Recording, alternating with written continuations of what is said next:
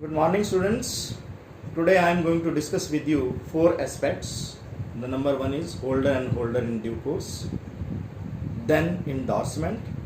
After that, we will discuss dishonor of an instrument and discharge of an instrument. Dear friends, holder and holder in due course are two separate persons. Holder means who holds the instrument before and after its maturity, and holder in due course who holds the instrument before its maturity where payment is still pending. Now come on the definition of holder in due course and holder. The very first is holder of a promissory note, bill of exchange or check means any person entitled in his own name. Number one, to the possession thereof, and number two, to receive or recover the amount due thereon from the parties thereto. Where the note, bill or check is lost, destroyed, its holder is the person so entitled at the time of such loss or destruction. The holder of instrument and means in order to and be the entitled to the instrument in his own name, the holder must be named therein as the payee or the endorsee. In the case instrument is payable to order, he must be the bearer thereof in case the instrument is payable to bearer. Where a person obtains possession of an instrument by theft or a forged instrument, he is not entitled to the holder of an instrument. He cannot draw payment from the instrument if he gets the document from the forged or any wrong means like theft or something else. Now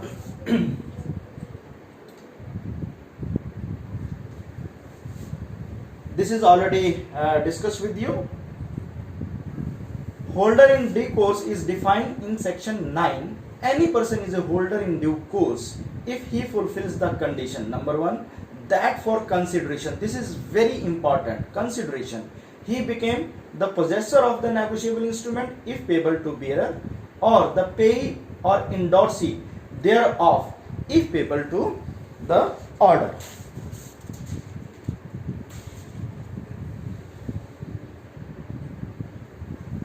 That he became the holder of instrument before its maturity. Holder of instrument gets payment means the payment is still pending. That he became the holder of instrument in good faith. Thus a holder is a person who legally obtains the negotiable with his name and title on it to receive the payment from the parties liable. If we draw the conclusion about this holder in due course, then we can say holder in due course is a person who acquires a negotiable instrument bona fide for some consideration, whose payment is still due. There are certain privileges in due course. One is a holder in due course gets title to a negotiable instrument free from equities. Certain defenses which can be set up against a person claiming on a negotiable instrument cannot be set up against a holder in due course. Before characteristics, we can conclude that if a holder acquires an instrument knowing that there is something wrong with it, or he willfully or fraudulently abstains from inquiry, or if he deliberately ignores the truth, he is not taking it in a good faith. A holder of negotiable instrument will not be a holder in due course if there are three aspects. He has obtained the instrument by gift or for an unlawful consideration by some illegal methods. Second, I discussed with you, he has obtained the instrument after its maturity. And number three, he has obtained the instrument bona fide. We have so many, you can say, privileges, but in the conclusion, we can say a holder cannot sue all prior parties, but a holder in due course can sue all prior parties. The instrument may or may not be obtained in good faith as far as holder is concerned, but as holder in due course, he has to obtain the instrument in good faith only. As far as characteristics of negotiable instrument is concerned, it is required that it is freely transferable from one person to another. This transfer may take place either by negotiation, one important thing, then by assignment.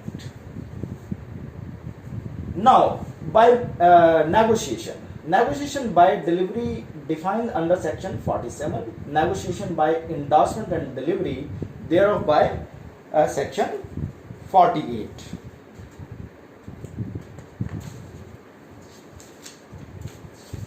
Now come on, you can say by transfer by negotiation, when a promissory note, bill of exchange or check is transferred by one party to another so as to constitute the transferee, the holder thereof, the instrument is said to be negotiated under section 14. Right?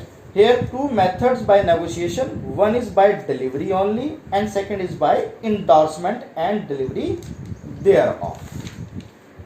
And when you define by, you can say by assignment, then when a person transfer this right to receive the payment of a debt, assignment of the debt take place. Thus, where the holder of the instrument transfer is to another so as to confer a right on the transferee to receive the payment of the instrument, therefore, by assignment takes place. The Negotiable Instrument Act does not deal with transfer of negotiable. Now, after this discussion, we can shift to, you can say, on this is already has been discussed with you, where transfer by assignment, transfer is right to receive the payment of a debt, assignment of debt take place. Now come on endorsement. The person who so signs the instrument is called endorser. Endorser cannot be the first maker of the instrument. When he second time signs the instrument, then he can be only treated as endorsee. Now the definition says the person to whom the instrument is endorsed is called the endorsee. The first endorsement of the instrument can be made by the payee. Subsequent endorsement may be made by any person who becomes the holder of the instrument, and the person who so signs the instrument is called the endorser. Section 15 provides in this regard that an instrument endorsement cannot be made by the maker or holder of the instrument as such maker. A payee or the endorsee may endorse the instrument only if he is a holder under section 51. Before you can say on the second aspect, we can say the first endorsement of the instrument cannot be made by the payee. Subsequent endorsement may be made by any person who becomes the holder of the instrument. Now come on third aspect, that is dishonor of negotiable instrument. A bill may be dishonored by non-acceptance, since only bills require acceptance or by non-payment. A promissory note and a check are dishonored by non-payment only. Right? They are, you can say, two ways. One is by non-payment, another is by non-acceptance. But bill may be dishonored only by non-acceptance or by non-payment. But a promissory note and a check are dishonored by non-payment only. That is very important. When a negotiable instrument is dishonored, the holder must give a notice of the dishonor to the all prior parties in order to make them liable of the instrument. And if he doesn't go for the notice, then automatically all prior parties are discharged from their liabilities, because a notice awares that the instrument is dishonored. If he fails to do so, except in cases when notice of dishonor may be excused, he forfeits his right of action against the prior party entitled to the notice of dishonor. That is section 93. Now we can come on discharge of an instrument. Discharge of an instrument by payment in due course, payment of interest. It is you can say subsequent exercise. By party primarily liable becoming the holder, by express waiver, by cancellation, by discharge as a simple contract.